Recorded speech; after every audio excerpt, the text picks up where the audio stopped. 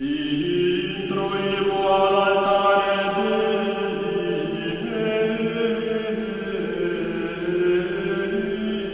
ermita de San Baudelio se erige en un paraje a 2 kilómetros al sudeste de la localidad de Casillas de Berlanga, perteneciente al municipio de Caltojar, en la actual provincia de Soria, en una colina en medio de un paisaje típico de la meseta castellana, no muy lejos de la margen izquierda del río Escalote, paraje que, sin embargo, debió de ser en el momento de la construcción del edificio un bosque de robles y encinas. Según la hipótesis más aceptada, la ermita de San Baudelio es la iglesia de un desaparecido monasterio mozárabe levantado entre finales del siglo X y principios del siglo XI, fundado por un grupo de cristianos huidos de Al-Ándalus.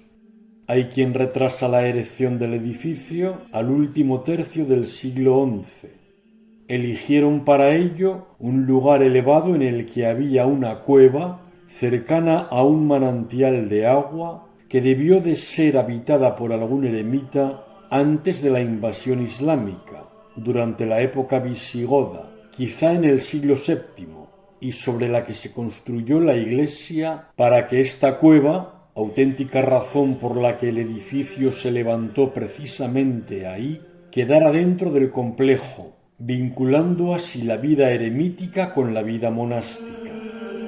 La tipología de planta centralizada de la ermita, a modo de martiria paleocristiano, parece significar que el edificio vendría a monumentalizar un lugar de culto especialmente relevante relacionado con la gruta.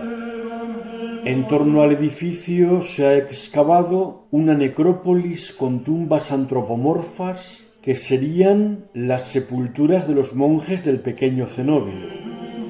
Otras hipótesis, de escasa consistencia, plantean que el origen del pequeño templo sería una fundación señorial, a modo de pabellón de caza, que más tarde pasó a ser una iglesia monacal, o incluso que fuera una mezquita antes que una iglesia cenobítica.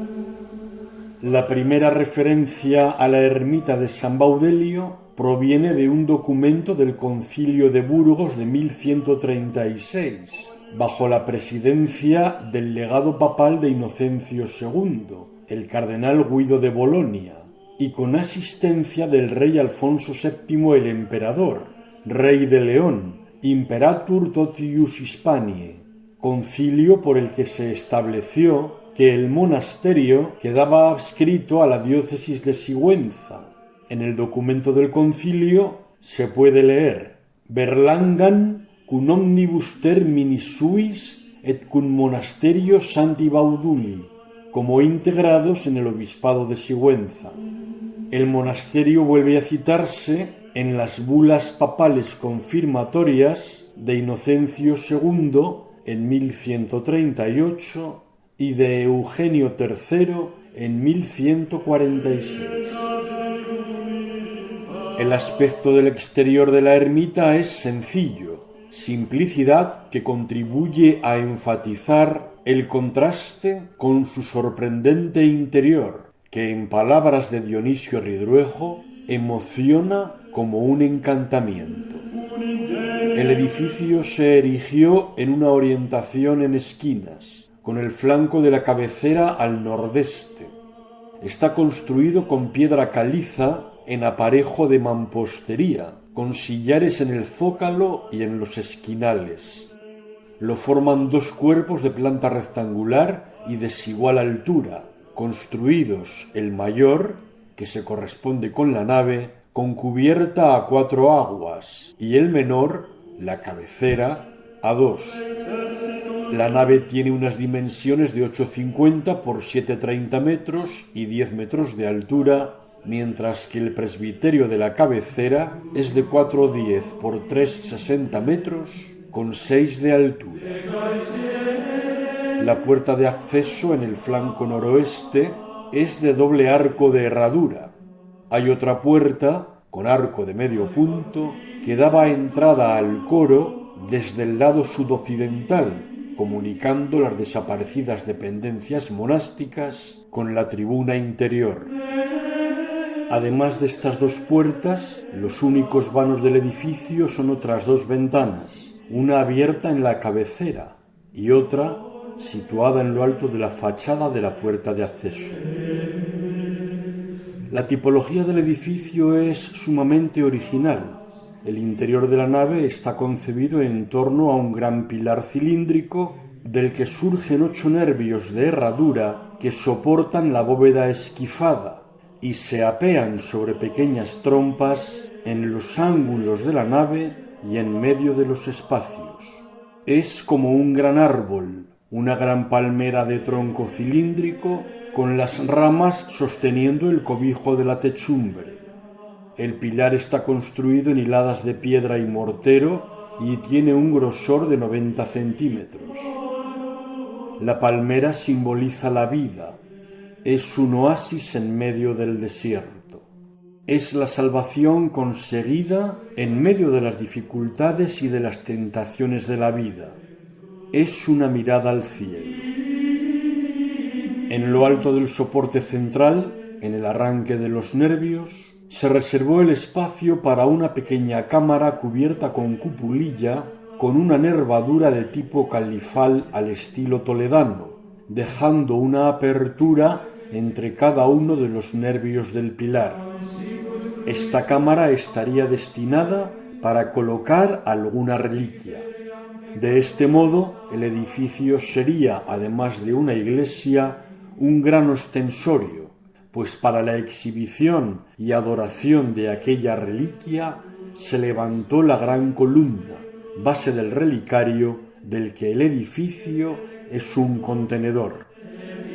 También hay quien piensa que sería la cámara del tesoro, un habitáculo ascético penitencial para algún monje, en modo análogo a San Simeón el Estilita, o incluso un recinto para ritos iniciáticos. ¿Qué reliquia era la que se veneraba en lo alto del tronco, en este hueco de los arranques de las ramas? Probablemente alguna del propio San Baudelio, diácono y santo mártir galo del siglo IV, en tiempos del emperador Juliano el Apóstata, azotado y atormentado por negarse a renunciar a su fe cristiana y ofrecer sacrificios a los ídolos, por lo que finalmente fue decapitado recibiendo sepultura en Nimes. San Baudelio suele estar representado con dalmática, portando el libro de los Evangelios, aludiendo a su condición diaconal, un hacha recordando su decapitación y un laurel, porque esta planta que creció junto a su tumba propició curaciones milagrosas. Podría ser también una reliquia de San Nicolás, a tenor de la preferencia que se le otorga en el testero de la ermita a la par con el santo titular del templo, y cuya devoción estaba muy extendida por estas tierras. A los pies de la nave se dispone un coro en alto, el primero en la historia de la arquitectura hispánica. Este coro o tribuna se eleva sobre columnillas con toscos y mal trazados arquillos de herradura, todo ello de gran fragilidad, formando un pequeño espacio que recuerda el harán de una mezquita, con 18 columnillas, 27 arcos de herradura y 10 cupulillas esquifadas, dando lugar a 5 estrechas naves de 2 tramos. El aspecto islamizante es una muestra más del notorio influjo muslim en el arte románico de la zona. En el ángulo sur de este sotocoro está la cueva que, habitada por una anacoreta, sería el origen de este pequeño templo y del complejo monástico.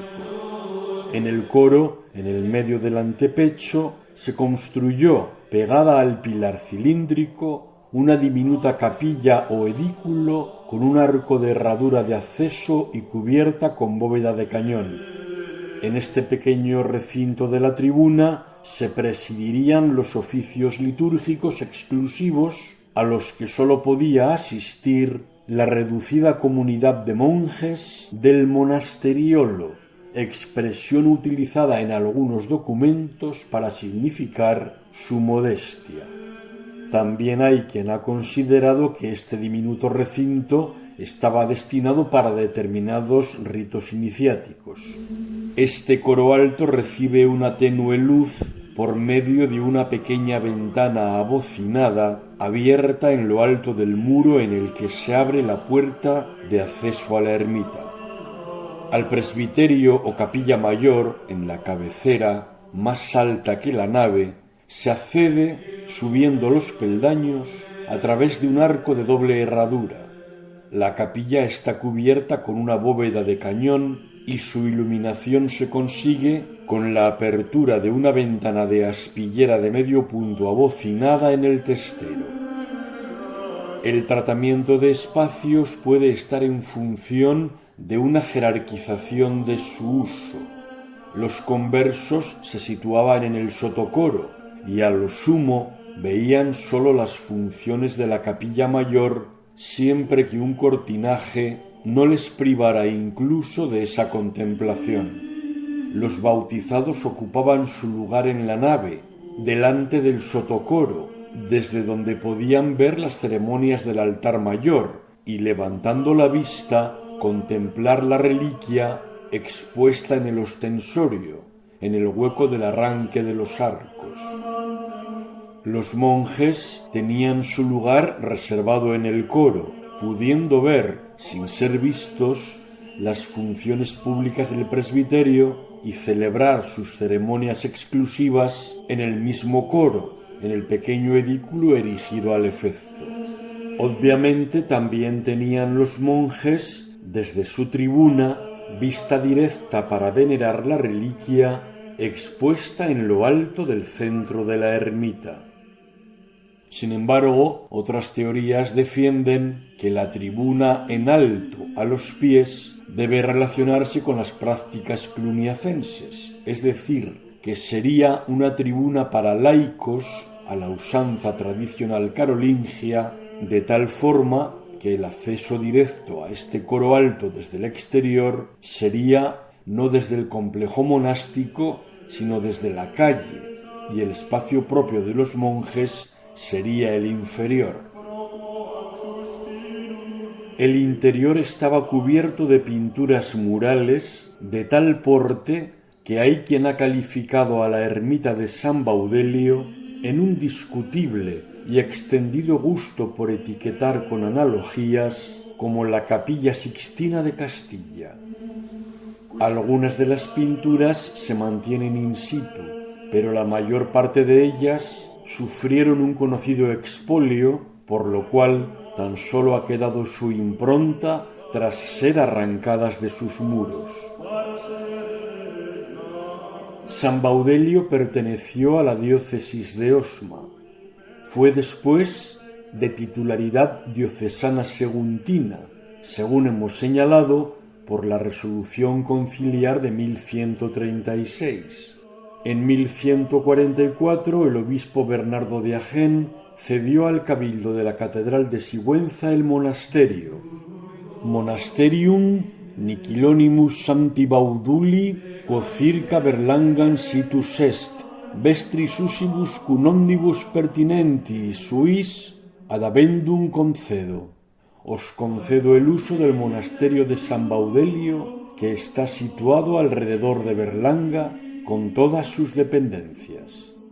En 1229, la ermita pasó a ser específicamente dependiente del deanato seguntino, y ya entonces la vida monástica debía estar extinta, o a lo sumo ser muy exigua, pues San Baudelio es citado como domus y no como monasterio, y del mismo modo se le cita en 1300, cuando de nuevo la ermita pasa a gestión capitular general, domus quaedicitur de San Bobal. La desamortización de Mendizábal propició que el terreno en el que está ubicada la ermita pasara a ser propiedad particular de 12 vecinos de Casillas. En 1922, los entonces 20 vecinos propietarios del templo decidieron vender las pinturas murales por 65.000 pesetas al anticuario de origen italiano León Leví, intermediario del marchante estadounidense Gabriel Derepe, operación que se llevó a cabo a pesar de que en 1917, por Real Decreto del 24 de agosto, la ermita había sido declarada Monumento Nacional. La venta quiso ser impedida por la Guardia Civil y por el Obispado de Sigüenza, pero fue validada por una sentencia del Tribunal Supremo en 1925. Con el aval legal, buena parte de las pinturas fueron arrancadas de los muros por expertos italianos con la técnica del strappo y pasadas a 23 lienzos de tal forma que el 26 de julio de 1926 el vigilante de la ermita remitió un telegrama al secretario de la Comisión de Monumentos de la provincia de Soria informando sobre el fin del expolio, sustracción total pinturas. Hasta hace al menos 60 años la ermita seguía siendo utilizada como refugio de pastores y ganado ovino. Las pinturas salieron de España hacia Londres, desde donde partieron hasta Estados Unidos. En 1927, el Museo de Boston compró La Última Cena y las Tres Marías ante el Sepulcro.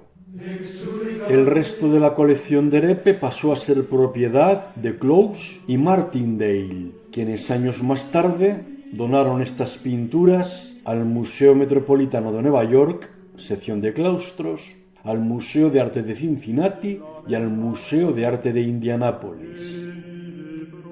Algunas de estas pinturas se recuperaron en 1957 a través de un canje con el Museo Metropolitano de Nueva York, ya que fueron cambiadas por el ábside románico de la iglesia de Fuentidueña en Segovia. Los frescos recuperados en calidad de depósito indefinido se exponen en el Museo del Prado y son el oso, el guerrero, motivos decorativos, el elefante, la caza del ciervo y la cacería de las liebres. Sobre San Baudelio y el expolio de sus pinturas, Gerardo Diego escribió este poema en el que simula el diálogo de un niño sorprendido por las maravillas que en la ermita había visto, con su incrédula madre ante lo que el infante le iba diciendo. Que no, que sí, madre, que sí, que yo los vi, 4 elefantes a la sombra de una palma, los elefantes gigantes, y la palma pequeñita, ¿y qué más? Un kiosco de malaquita y una ermita. Una patraña, tu ermita y tus elefantes. Ya sería una cabaña con ovejas trashumantes. No, más bien una mezquita tan chiquitita, la palma me llevó el alma. Fue solo un sueño, hijo mío, que no, que estaban allí, yo los vi, los elefantes, ya no están y estaban antes, y se los llevó un judío, perfil de Maravedí. Las pinturas murales de la ermita de San Baudelio se concibieron con un claro sentido de horror vacui, pues tan solo el sotocoro quedó sin pintar. Desde los primeros estudios se ha considerado que las pinturas salieron de la mano de 3 maestros distintos. El llamado maestro de Maderuelo, que sería el autor de las pinturas de las arquerías y de las bóvedas, de las escenas bíblicas y de las pinturas de la cabecera, el maestro de San Baudelio, de formación islámica, que pintaría el friso inferior, el frente de la tribuna y las escenas de caza, y un tercer maestro, autor de las más modestas pinturas del interior del coro. Sin embargo, otras teorías aseguran que las escenas de animales y de caza no corresponden a un maestro mozárabe anterior, sino que salieron, como todas las que decoran la ermita, de un único taller encabezado por un pintor románico de la órbita clásica. Lo que es indudable es la conexión formal que las pinturas de San Baudelio tienen con las de Santa María de Taúl, Tubilla del Agua, Maderuelo y San Miguel de Gormaz, todas ellas fechables entre finales del primer cuarto y primeros años del segundo cuarto del siglo XII. En general, las pinturas se disponen por el interior del templo en registros, de tal forma que los inferiores ofrecen simulación de colgaduras, cortinajes con medallones, de influencia oriental sasánida y bizantina, animales y escenas de caza, mientras que los superiores están pintados con episodios de la vida de Cristo, es decir, abajo están las representaciones mundanas y arriba las de carácter sacro. Estilísticamente son también radicales las diferencias. Las pinturas bajas se caracterizan por su tosquedad, con figuras aisladas o en ingenua conjunción escénica, de una reducida gama cromática dominada por los colores ocres y lechosos. Por el contrario, las pinturas superiores se caracterizan por la variedad cromática y la amplitud de colorido, la multitud de imágenes que componen las escenas y en contraposición a lo esquemático y simbólico de las pinturas inferiores, las de este ámbito superior son palmariamente narrativas, basadas en textos bíblicos y nítidamente interpretables cuando su conservación lo permite. El arco triunfal de acceso al presbiterio muestra medallones y cabezas de bueyes en su rosca exterior y tallos ondulados en el intradós, mientras que la Dextera Dei está representada sobre la clave del arco en una medalla con dos ángeles tenantes y nubes, y en el intradós aves zancudas, casetones y el crismón en la clave. La diestra de Dios manifiesta el poder del Padre que hizo el cielo y la tierra y de la que emana gracia y garantiza protección. El crismón es el monograma de Cristo, el Hijo de Dios que se hace hombre para la salvación del hombre, y la paloma del Espíritu Santo, frontera en el derrame de la ventana del textero, completa la visión trinitaria en el eje visual central.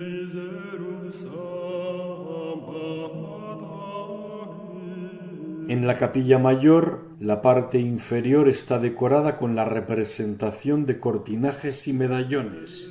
La parte superior de la cabecera está dedicada a la exaltación de Jesucristo, a la teofanía como Cordero místico. El medallón con el Agnus Dei preside el semicírculo superior de la cabecera. La mandorla está sostenida por una pareja de ángeles y se aprecia una cruz griega gemata y patada. En la clave de la ventana abocinada figura la paloma del Espíritu Santo en una mandorla que desciende del cielo a la tierra para iluminar a la Iglesia, irradiación lumínica enfatizada por los rayos de las jambas y por el oportuno lugar en el que se ubica.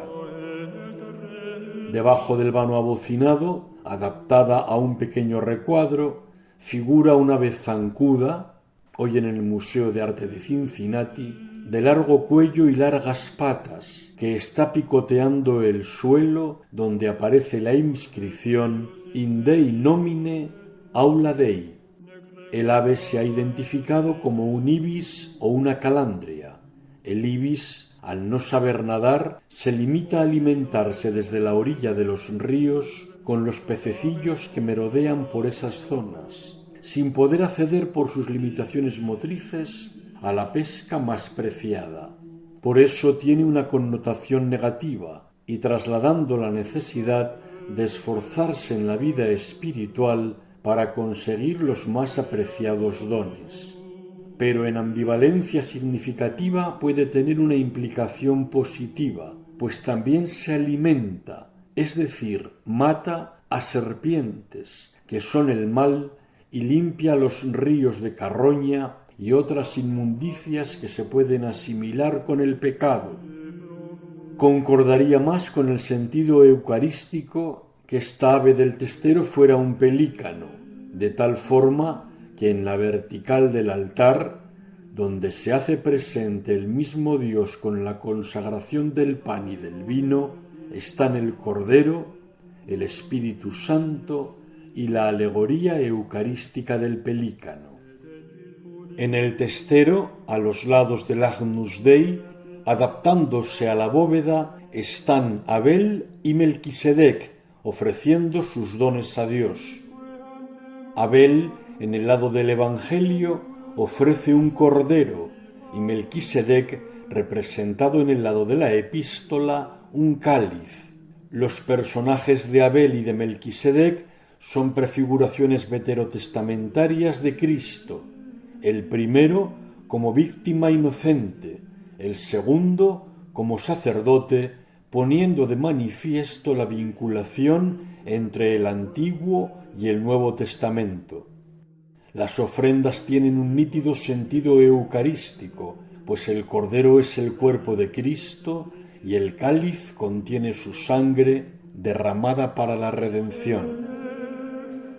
Debajo de Abel y Melquisedec, flanqueando la ventana, cobijados cada uno por un arco con despiece de sillares y ante un fondo de anchas bandas de colores, como suelen aparecer las escenas de los beatos, están sedentes San Baudelio en el lado de la epístola, portando un cetro rematado por una flor de lis, sentado sobre sitial almohadillado, barbado y nimbado, con la inscripción de su nombre en 2 líneas, Baudili, y San Nicolás de Bari, pintura que se conserva en Cincinnati, en el lado del Evangelio, con un báculo, barbado, con nimbo, con un rótulo del que se conservan las 3 últimas letras de su nombre, Nicolaus.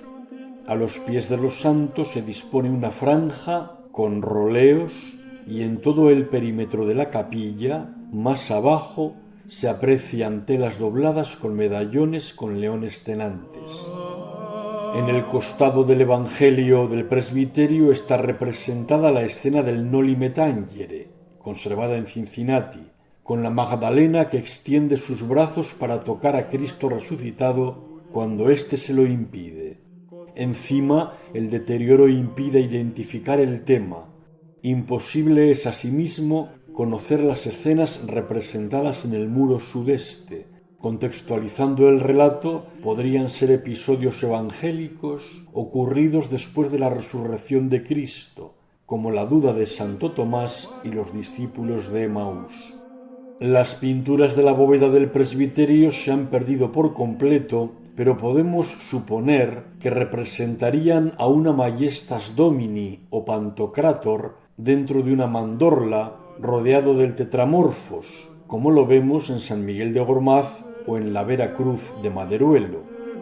En la parte interior de esta capilla, sobre el arco de acceso al sudoeste, se aprecian cenefas de tallos ondulantes y los pies desnudos de un personaje imposible de identificar, pero que podrían pertenecer a Adán o a Eva si la escena representada fuera el pecado original, como aparece en la ermita de Maderuelo.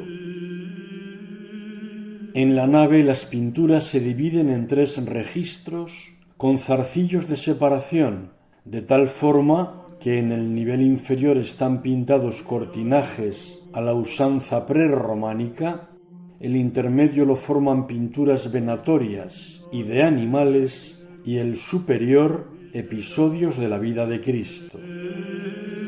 Del nivel inferior de los cortinajes el más visible es el del lado noroeste, pues en el sudoeste, el lado de la tribuna, no hay registro inferior.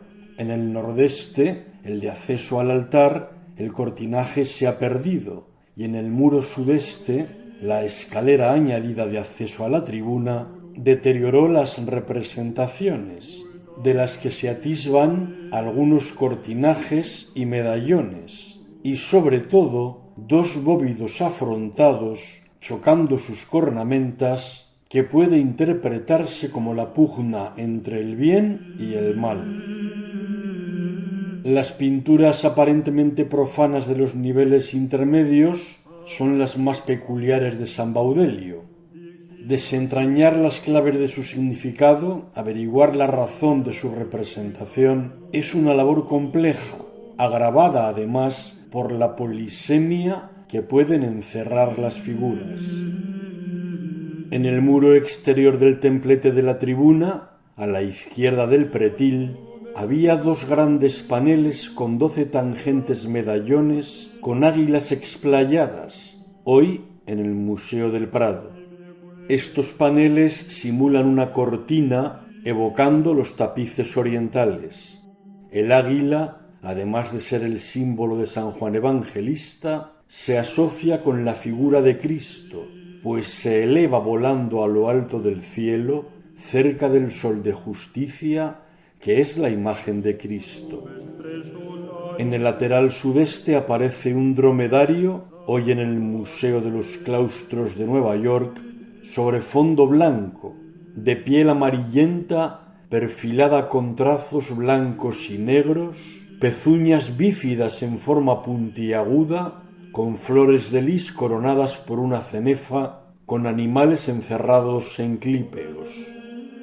El dromedario o el camello, a efectos de su simbología, es irrelevante la diferencia entre ambos animales, es una imagen de Cristo, porque es el animal que ayuda a caminar por el desierto, es la fuerza de la constancia y de la resistencia ante las adversidades, que además se arrodilla para que el jinete pueda montarse en él. Es decir, se trata de un animal humilde y obediente que se rebaja, como humilde es Cristo que siendo Dios se rebajó a la condición humana y se sometió a una ignominiosa muerte de cruz para la salvación del hombre, como escribió San Pablo en su carta a los Filipenses. No obréis por rivalidad ni por ostentación, no os encerréis en vuestros intereses, sino buscad todos el interés de los demás. Tened entre vosotros los sentimientos propios de Cristo Jesús, el cual, siendo de condición divina, no retuvo ávidamente el ser igual a Dios, al contrario, se despojó de su rango, tomando la condición de esclavo, hecho semejante a los hombres, y así se humilló a sí mismo, hecho obediente hasta la muerte. Esta exhortación de San Pablo cuadra perfectamente con los ideales cenobíticos, pero el dromedario también puede ser interpretado como imagen de la soberbia y del orgullo. En el muro sudeste de la tribuna, a los lados del pilar central, había sendos cuadrúpedos rampantes, a modo de vigilantes, bajo un medallón con león pasante. En el muro noroeste, bajo dos medallones con felinos a los lados de una ventana con arco de herradura, hay sobre un fondo blanco un guerrero con escudo y lanza, hoy en el Museo del Prado. Está vestido con una túnica roja y calzado con borceguíes. La indumentaria y el armamento, sobre todo los borlones de la rodela, han dado pie a suponer que este guerrero fuera un soldado musulmán. Un guerrero parecido está pintado en el fuste de la gran columna central en su lado noroeste. El guerrero es un Miles Christi, un soldado de Cristo, que advierte sobre la combatividad que es necesario emplear para vencer a las tentaciones y al mal bajo el prisma de las palabras de San Pablo en su carta a los Efesios: revestíos de las armas de Dios para poder resistir a las asechanzas del diablo. En el antepecho de la tribuna que da al nordeste, sobre los arcos del sotocoro, hay un elefante blanco con un castillete de montura y un oso. El elefante, hoy en el Museo del Prado, que porta el esquema arquitectónico típico de las pinturas de la ermita que representan edificios, con las llamativas cúpulas gallonadas, se interpreta de forma general bajo una visión positiva sobre todo como encarnación de la humildad, la prudencia y la templanza. El elefante se asimila a la grandeza y a la fortaleza que proviene de la humildad. El elefante cargado con el castillo podría ser una alegoría de Cristo, que cargó sobre sus hombros con los pecados del mundo para su redención, pero también, y sobre todo en un contexto cenobítico, se asocia a la exhortación para conseguir fortaleza de ánimo mediante una vida de castidad, pues el elefante es un animal también asociado a esta virtud.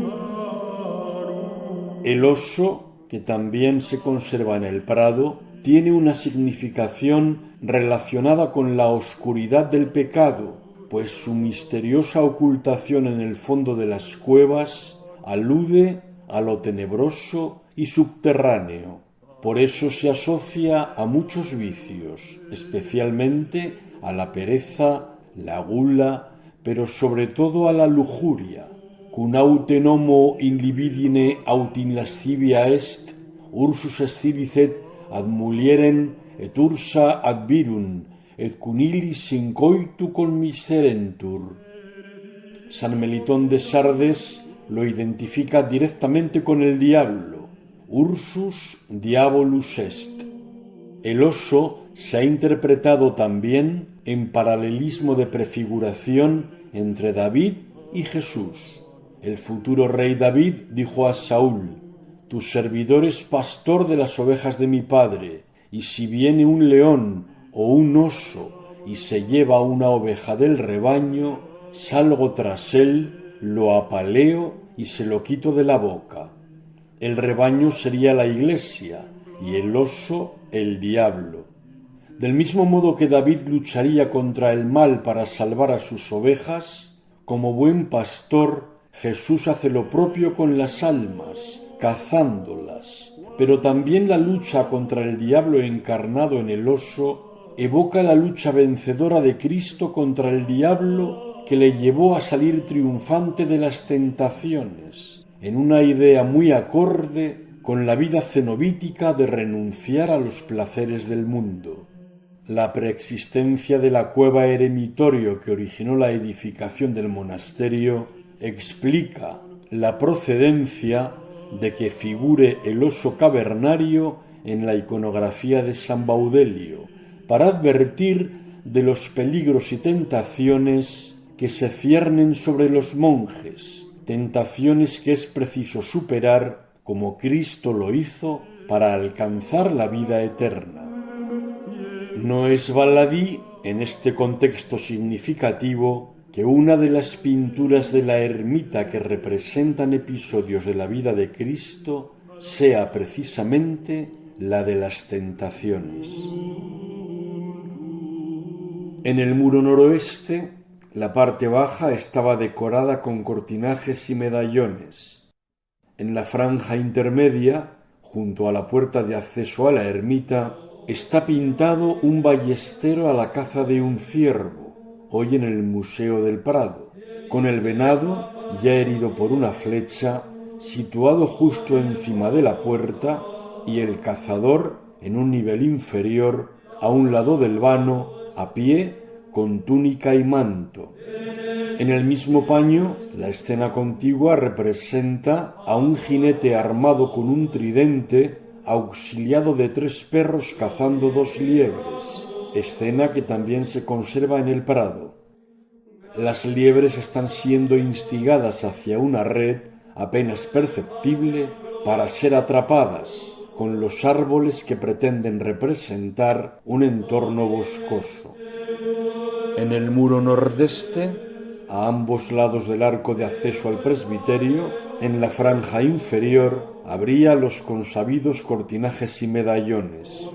En el registro intermedio, junto al arco, en el lado del Evangelio, se aprecia un halconero a caballo, hoy conservado en Cincinnati, sobre un fondo ocre, armado con una espada de larga hoja a la cintura, el halcón en su mano izquierda y las riendas en su derecha. La iconografía cinegética, en un contexto de significado religioso, está presente en representaciones de Persia, en la antigua Roma, en Bizancio y en el Islam. Las escenas de caza pueden interpretarse como las venaciones del Cristo cazador, Venatur Christus, es decir, el Cristo que lleva para sí las almas, impidiendo que sean cazadas por el maligno. Sería una actitud cinegética redentora ad salutem, es decir, para la salvación, pero en consonancia con la ambivalencia y hasta las contradicciones simbólicas, se puede interpretar la figura del cazador con la de un demonio, siguiendo las claves de San Melitón de Sardes, obispo del siglo II, que escribió que el cazador es el diablo, Venator Diabolus, y que los cazadores eran demonios u hombres depravados, Venatores, Demones, Velomines Pravi. La cetrería era considerada la más alta expresión del arte de la caza, y el halcón solía tener un sentido positivo, de elevación, de familiaridad con las alturas, es decir, de superioridad, de victoria. El halconero sería, por tanto, el triunfador sobre el pecado, pues acaba con los animales malignos, pero teniendo presente la ambivalencia, a veces contradictoria, tan usual a la hora de interpretar los signos o los símbolos, puede encarnar también el halcón el lujo de la vida mundana frente a la austeridad de la vida monacal. De hecho, en algunos relatos se utilizaba la figura del halcón para hacer un símil del paso de la vida mundana a la vida monástica. Las halconeras son como los claustros. Cuando un halcón salvaje es llevado allí para ser domesticado, debe encerrársele. Allí pierde sus viejas plumas y adquiere las nuevas, como cualquiera que entra en un claustro se desprende de sus anteriores vicios y se adorna con las virtudes de un hombre nuevo. Este pasaje explicaría de forma convincente la razón por la cual se representa en San Baudelio tal figura. El ciervo se asocia al alma que anhela a Dios. Sicut cervus desiderat ad fontes aquarum, ita desiderat anima mea apte Deus.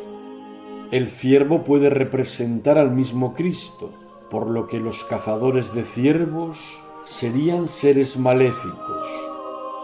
Puede aludir igualmente el ciervo a la renovación del alma vencedora de las tentaciones, como el venado renueva su cornamenta con el desmogue. Puede interpretarse también la escena como la necesidad de que el alma, como el ciervo, actúe con diligencia, presteza y rapidez para huir de la tentación y evitar caer en el pecado al que el cazador, el demonio, pretende hacerla caer, y que pese a las dificultades y las heridas propiciadas por los males del mundo, se puede conseguir zafarse del mal. Las liebres tienen en la iconografía siempre un sentido negativo, aluden al pecado, a la debilidad de la carne, especialmente a la concupiscencia. La venación divina debe incluir también las almas pecadoras, es decir, las liebres que deben ganarse para Cristo, pues están más necesitadas de la salvación que las almas virtuosas.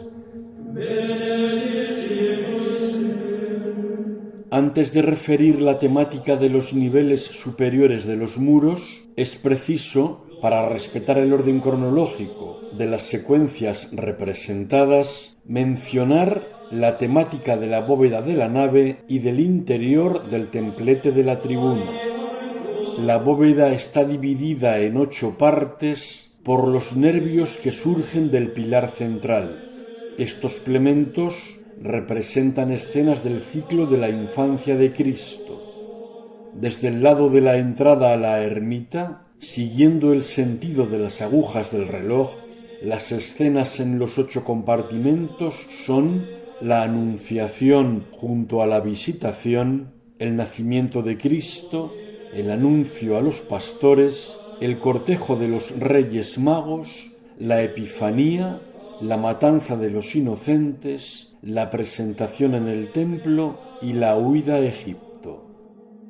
En las secciones de los arcos de la bóveda se pintaron un centauro, un elefante con castillete, un perro, un hombre adelante en posición de defecar, el cagón, o varias aves zancudas.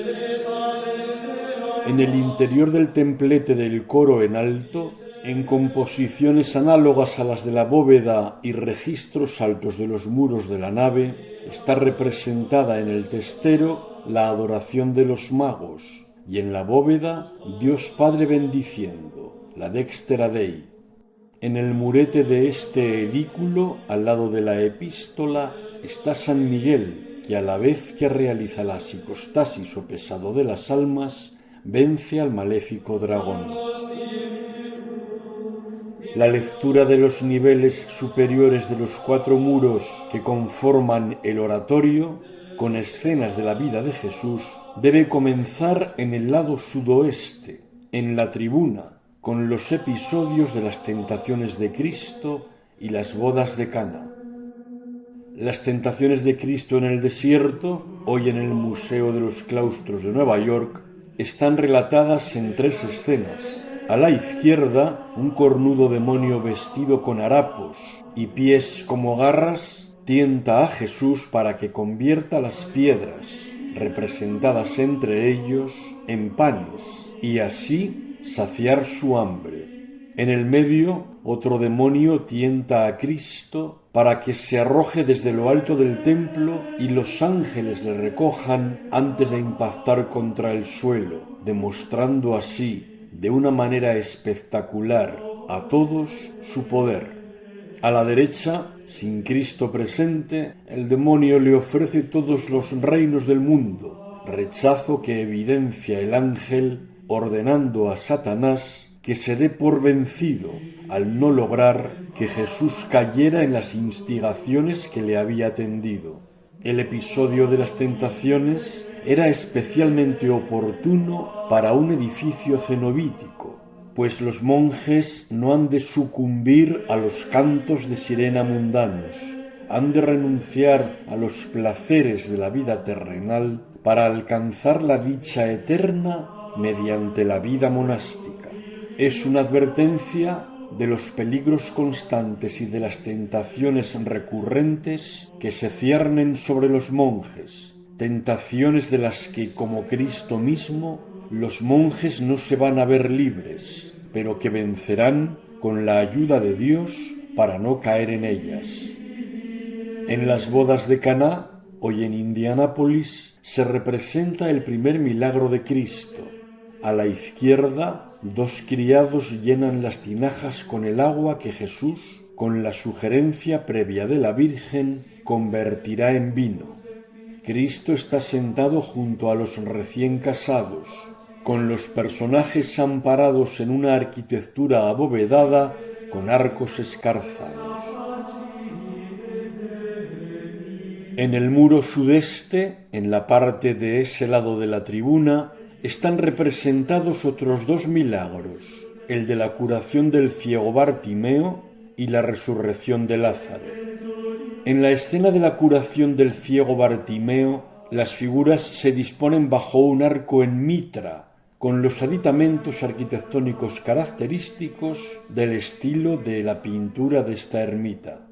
Jesús lleva su mano izquierda al hombro derecho del genuflexo ciego, mientras toca el ojo derecho del beneficiario con los dedos índice y medio de su mano derecha.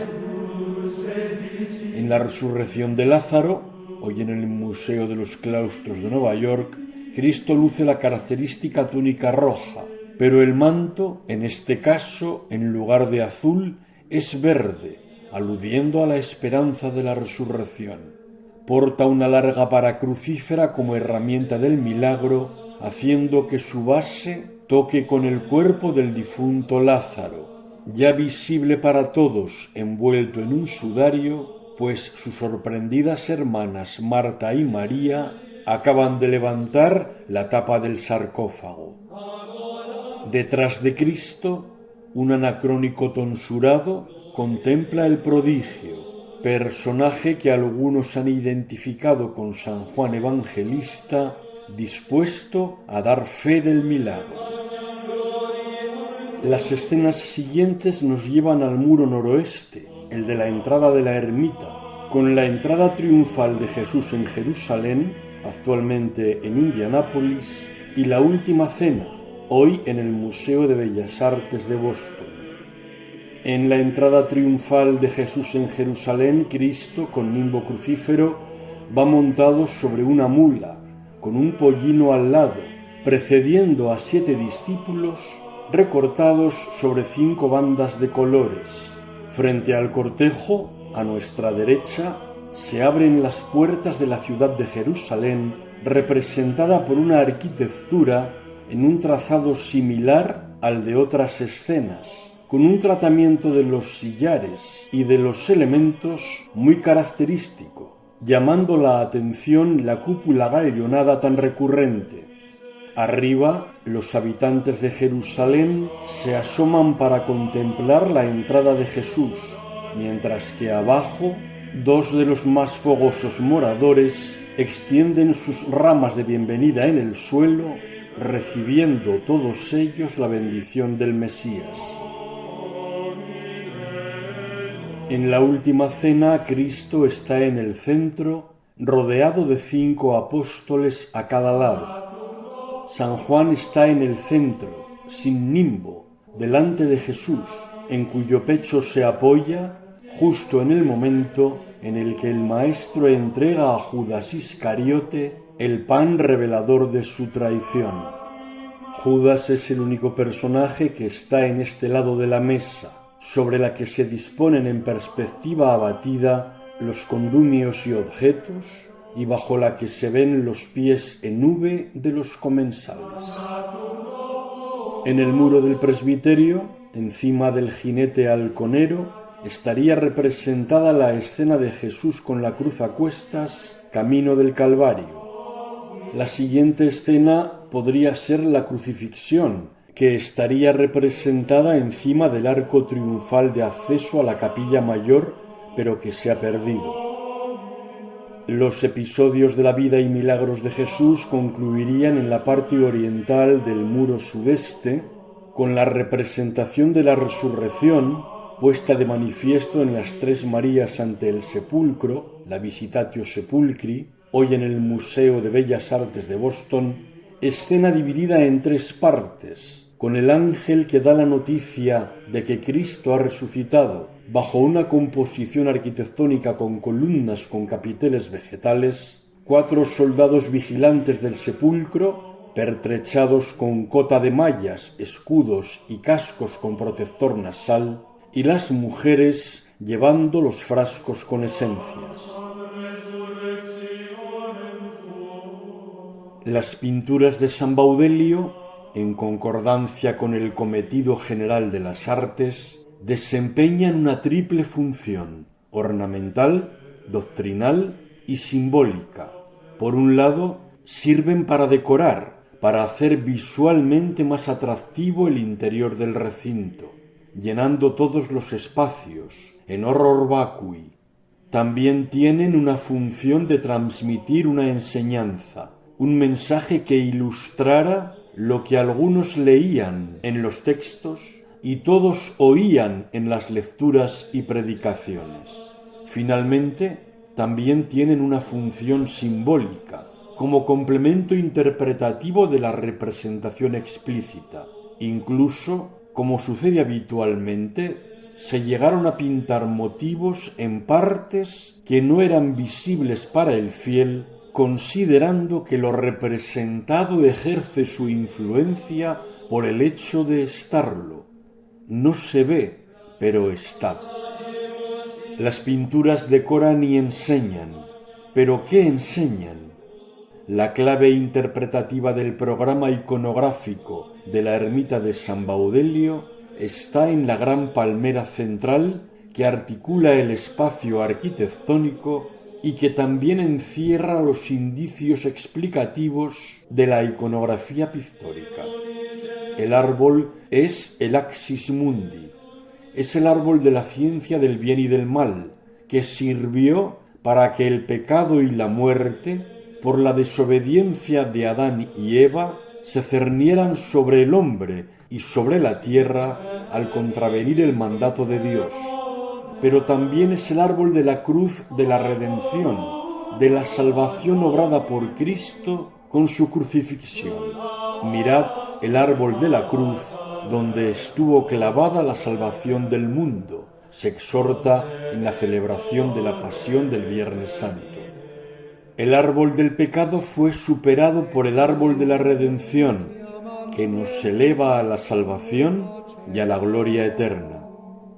La gravedad del pecado fue redimida por la redención.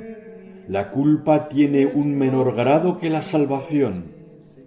O certe necessarium ad peccatum, quod Christi morte deletum est, o felix culpa, quae talen actantum meruit habere redemptorem.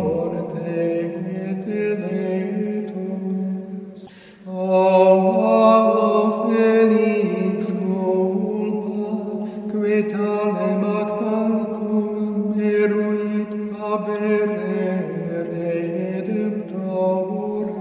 Necesario fue el pecado de Adán, que ha sido borrado por la muerte de Cristo. Feliz la culpa que mereció tal Redentor. En los registros inferiores, las pinturas representan el ámbito terrenal con las colgaduras, cortinajes, medallones y la tensión virtud-pecado, la lucha entre el bien y el mal propia del paso del hombre por el mundo en las escenas de animales y de cacería, y en los registros superiores de los muros y en las bóvedas, las escenas de Cristo, el Mesías, el Redentor, nos elevan al ámbito divino. El árbol hunde sus raíces en la tierra, pero eleva sus ramas hacia el cielo. Es el nexo de unión entre lo de abajo y lo de arriba, entre la contingencia de la vida terrena y la eternidad de la gloria celestial, como el árbol del sueño del rey Nabucodonosor que interpretó Daniel. Nabucodonosor vio que en medio de la tierra había un árbol cuya altura era enorme. El árbol creció y se hizo corpulento. Su copa llegaba al cielo y era visible desde todos los confines de la tierra. Su ramaje era hermoso y su fruto abundante. Tenía alimento para todos. Bajo él buscaban refugio las bestias del campo, y en sus ramas anidaban las aves del cielo. De él se alimentaba todo ser vivo. Entonces un santo bajó del cielo y gritó con gran fuerza diciendo: «Derribad el árbol, cortad sus ramas, arrancad sus hojas y desparramad su fruto. Huyan de debajo de él los animales salvajes y de sus ramas las aves. Pero el tocón con sus raíces dejadlo en tierra, atado con cadenas de hierro y de bronce entre la hierba del campo, que se empape del rocío del cielo y comparta con las bestias el pasto de la tierra». Daniel interpretó el sueño de Nabucodonosor anunciándole que el árbol era el propio rey y que tan solo por la vía de la humildad, reconociendo la supremacía de Dios, se puede alcanzar la verdadera gloria. Por eso, después de la experiencia del castigo, privado temporalmente el monarca del poder, sometido a los rigores de la necesidad, arrepentido de sus culpas y reconociendo el poder del Altísimo, le fue restituido el esplendor y la majestad, porque Dios puede humillar a quien actúa con soberbia. Esta enseñanza de la humildad es nuclear en la vida monacal, fundamento de la ermita de San Baudelio. La ermita de San Baudelio, tanto en su estructura arquitectónica como en su pintura, muestra cómo ha de lograrse, bajo el prisma de la vida eremítica y monástica, en un iterat paradisum, un itinerario hacia el paraíso, la salvación del alma propiciada por Cristo, la columna central, crucificado en el dignum crucis, en el árbol de la cruz que redimió lo que el árbol del paraíso condenó. Para lograr la salvación hay que evitar el pecado, hay que ser ágiles y estar prestos para no caer en la tentación, para no ser cazados por el demonio. No hay que dejarse engatusar por los valores terrenales, sino aspirar a los bienes eternos, en un sentido ascendente que está perfectamente ejemplificado en el árbol, que hunde sus profundas raíces en tierra, pero que eleva sus ramas al cielo, y en la división en franjas en que están dispuestas las pinturas. Abajo la tierra, la vida del mundo, sus acechanzas y sus peligros. Arriba la vida de Cristo, como acción redentora y salvífica que conduce al paraíso, a la gloria de la salvación eterna.